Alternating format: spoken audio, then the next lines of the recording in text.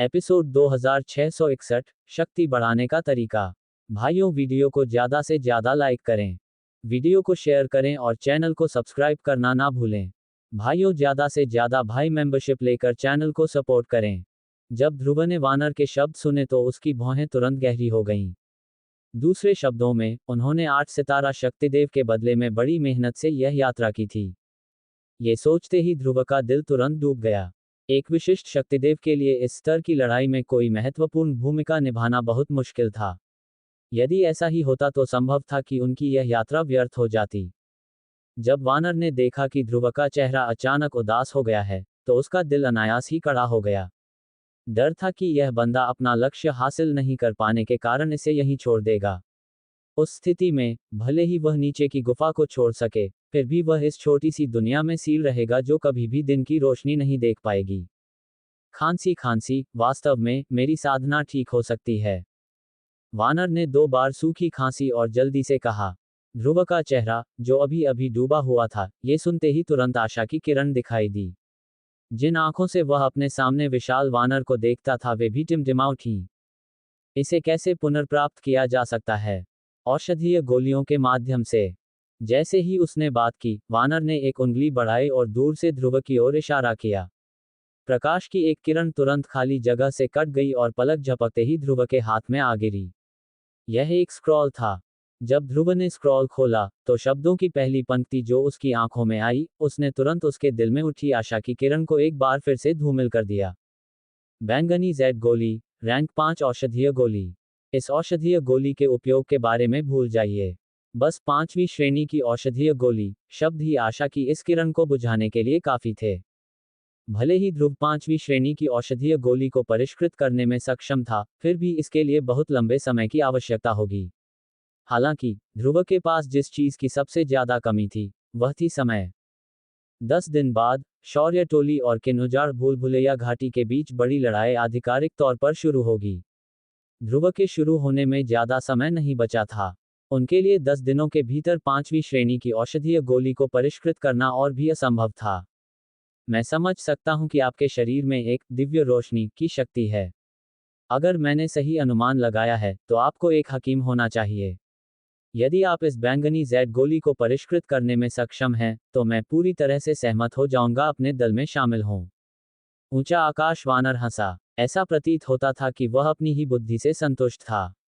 अब जब वह सील से बच गया था और उसे अपनी साधना को पुनः प्राप्त करने का अवसर मिला था, तो यह वास्तव में आकाश से एक आशीर्वाद था। दुर्भाग्य से, ध्रुव ने वानर के शब्दों के सामने केवल अपनी भौहें सिकोड़ लीं और अपना सिर हिला दिया। उसने पुस्तक को उसके हाथ में लौटा दिया और असहाय होकर कहा, मुझे क्षमा करें। मुझे खेद है, लेकिन मुझे डर है कि बहुत देर हो चुकी है। हमारे पास केवल 10 दिन बचे हैं। 10 दिनों में लेवल 5 की गोली को परिष्कृत करने के लिए, मुझे लगता है कि आपको पता होना चाहिए कि यह बिल्कुल असंभव है। इसलिए, मुझे खेद है। जैसे ही उसकी आवाज धीमी हुई, ध्रुव पलट गया। उसके बगल में मौजूद नवाल सांप ने भी निराशा में आह भरी। वे दोनों एक साथ घूमे और जाने के लिए तैयार हुए। इसके तुरंत बाद, जैसे ही वे दोनों मुड़कर जाने वाले थे, उनके पीछे के वानर ने एक बार फिर से बात की और ध्रुव को बुलाया। एक पल इंतजार करें। ध्रुव चौंक गया। इस बार, वह इस आदमी को डराने की कोशिश नहीं कर रहा था। हालांकि, इसने उसे क्यों बुलाया? शायद, ये पूरी तरह से असंभव नहीं है। जैसे जैसे उसकी आवाज धीमी होती गई, वानर का विशाल शरीर रूपांतरित होने लगा। पलक झपकते ही वह एक नंगे सीने वाले हटे कट्टे आदमी में तब्दील हो गया था।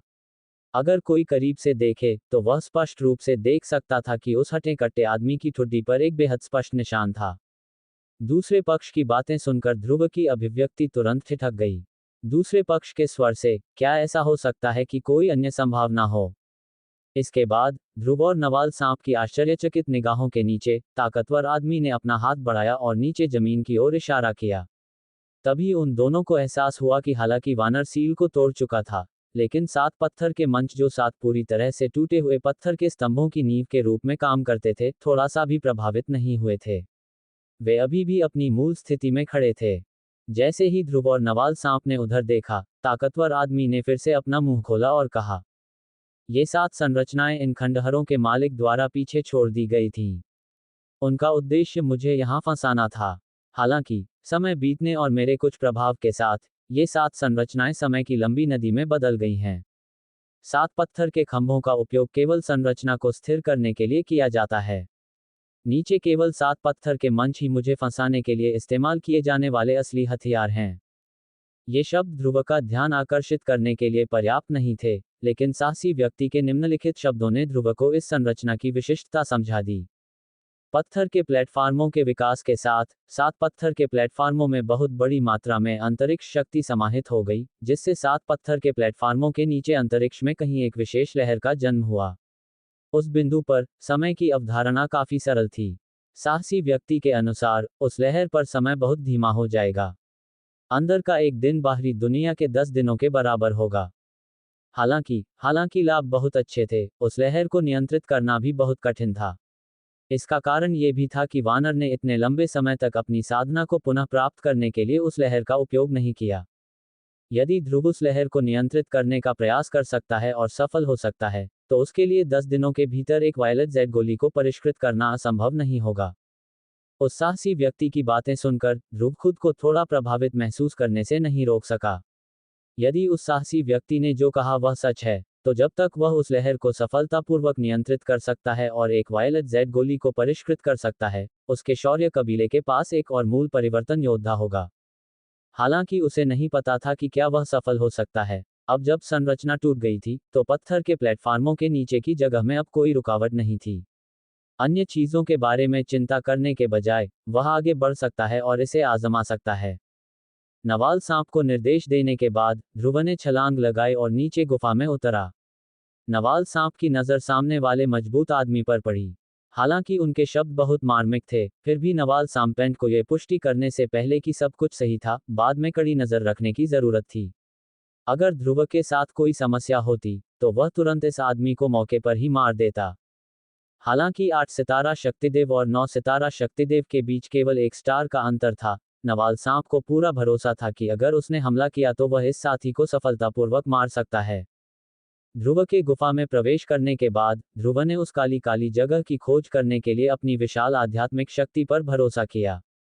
दरअसल इस स्थान में कहीं एक अत्यंत विशेष शक्ति लहर था। उस बाहुबल आदमी ने भी यही कहा था। अपने दिल में जिज्ञासा और सावधानी रखते हुए ध्रुव धीरे धीरे शक्ति लहर के पास पहुंचा। जब उसका पूरा शरीर लहर के सामने आ गया, तो ध्रुव के शरीर के भीतर एक विशेष प्रकार की शक्ति अचानक और अनैच्छिक रूप से एकत्रित हो गई। यह उनका शून्य का महान मार्ग था। भाइयों, वीडियो को ज़्यादा से ज़्यादा लाइक करें, वीडियो को शेयर करें और चैनल को सब्सक्राइब करना ना भूलें। भाइयों, ज़्यादा से ज़्यादा भाई मेंबरशिप लेकर चैनल को सपोर्ट करें।